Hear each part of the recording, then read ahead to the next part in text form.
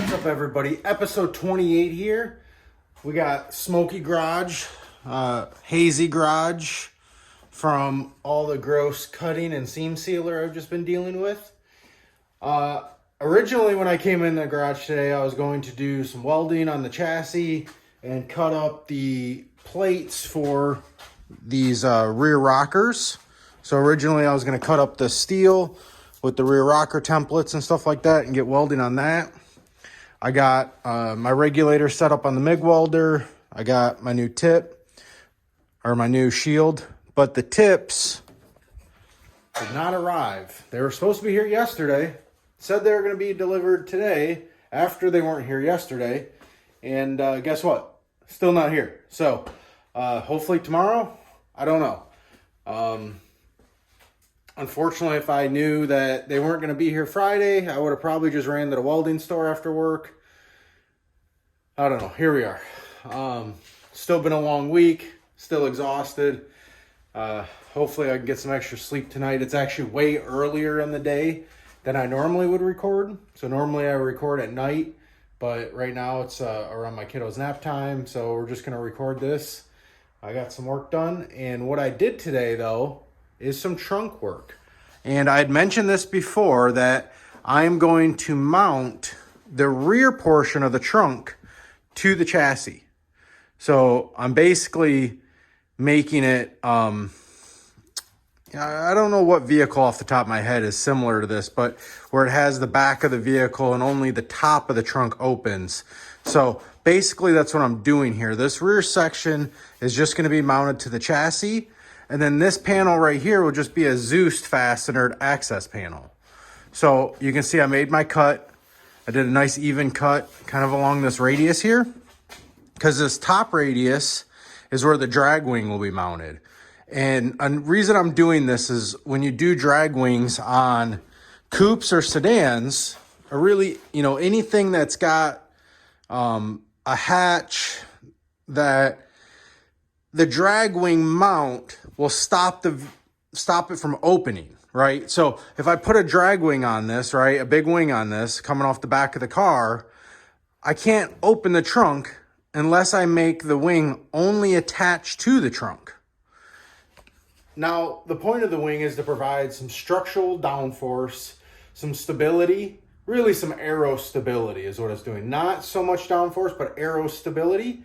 And you can't give aero stability unless it's mounted stable, unless it's stably mounted, okay? So part of that is going to be needing to have this very stable on the car, this not moving just because it's only holding on with the latch and stuff like that. So this is going to be mounted to the car, drag wing on there. That'll be a permanent fixture to the vehicle. And then when I need to access my blow-by box, my fuel tank, air compressor, whatever else I mount back here is just going to be on this panel. So what I'm going to go ahead and do is kind of lift it off and show you what exactly it currently looks like and where I'm going with it. So set the camera down real quick. Give it a quick lift. Hopefully the tape doesn't rip that's holding it.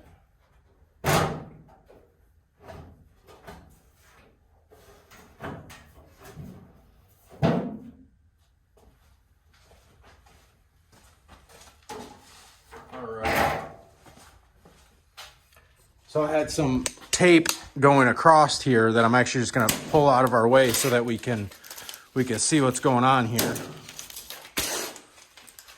Oh, unfortunately that did not release. Oh, nice. Blue painter's tape on a car that has no clear coat left. Not a good idea. All right, so this is where we're at with it. Now, I didn't trim the inner part of this yet. Okay, so I just made this cut here. I just kind of found it's about an inch and a quarter all the way through there. I cut it, and then I still got this inner structure in here. Now, most of this inner structure will get removed, but I am going to keep some of it. So I'm actually just going to make some cuts and leave some of it, because I don't want to make this part too flimsy. So I'm going to go ahead and leave this And then I'm going to make some mounts with some riv nuts in some different areas. So this will still technically be removable, but there will be, you know, probably 8 to 12 nuts and bolts that I would have to remove. I'm going to make it very structurally mounted with some brackets and riv nuts, and make it so that I could unbolt it, get it out of the way if I really need to, or I can leave it as is. And then the tail lights, these are just going to be running lights with these. So I'm actually going to get, I don't know what I'm going to do for the reverse light. I think I was going to put the reverse light over in this tail light, but this trunk itself, I want to keep the wiring real simple. So I'll probably just run, you know, a power wire across, and then that'll be it, right? So the ground wires will go to the trunk itself, and then it'll just be a single power wire. When the ignition's on, I'll have my license plate lights and a tail light. And then these right here will just be, you know, brake, reverse, turn. So I'll just have the 3 bulbs in there. Part of the drag and drive, you know, and being a street car, I want all the lights to work, but they don't need to work like the OEM does. I can make them much simpler. And by simpler, I think is the best way, to where the tail light itself, if I get rid of the running light wire that goes to it, that's one less wire. If I get rid of the, I don't even know if this actually has a brake light from the factory. I don't know if it's just a running light or a brake light. I'm not sure. But if I just do one running light for this as an assembly, it's much easier than doing both. I'm not actually sure which lights are even in there. I've never daily driven an EK before, which is like your 98 or 96 to 2000 Civic. So off the top of my head, I actually don't know what bulbs are in there, and I haven't even popped it open. So either way, it's just going to be a running light for the trunk there, and then the 2 license plate lights with 2 wires. So I'll keep that simple when it comes to wiring the car. We're going to go ahead and get a lot of this cut out up top there, get it deburred, get it mounted, and then that'll be that. And then from here, I'll have some tabs that come off here, a few in this area. Actually, I haven't decided if I'm going to do tabs here or if I'm just going to do a lip that thing will sit on. And then, yeah, I'll probably still have to do a couple tabs. So there'll probably be a lip to where this thing is actually longer. This piece is actually longer than it is now. I'll have to extend it. And then when I set it down, it will cover this gap. And then I'll have some Zeus's, you know, a few Zeus's there, a few there, 1 or 2 in the center here. And then, you know, that way I can just click, click, click, pop this thing off. And this should give me a ton of room, you know, fuel tank, wherever, you know, probably fuel tank centrally located. And then, you know, my burn down box, which is like a catch can, probably 12 volt air compressor in here. The 12 volt air compressor will have a tank, and that tank will run the CO2 or wastegate system. So the wastegate itself won't be controlled off the boost in the manifold. It will be controlled off the air tank in the back. And then the air shifter itself. And then I'll probably put a air shock back here as well to unload the race springs and shocks.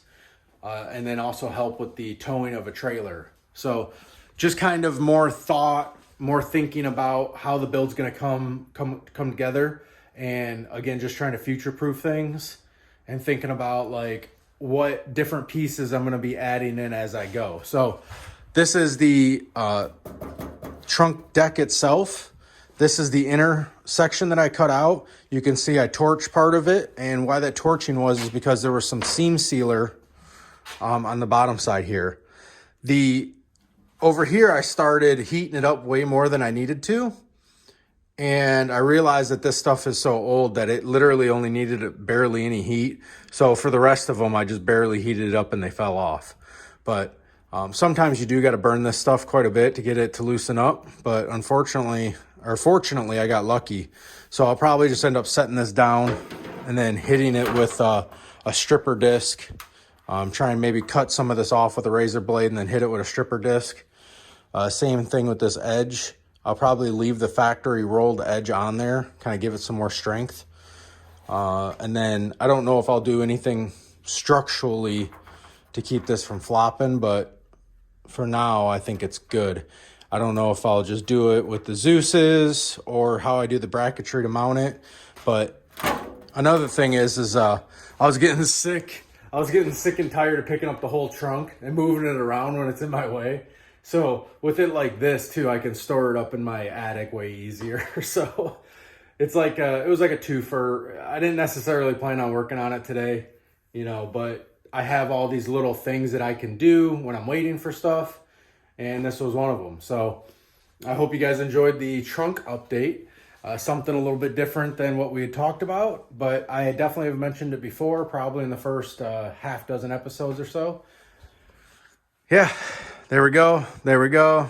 Boom, boom, trunk, rocking and rolling. We're up over 200 subscribers. We just hit it on the last video, but I was so tired and out of it, I completely forgot to mention it.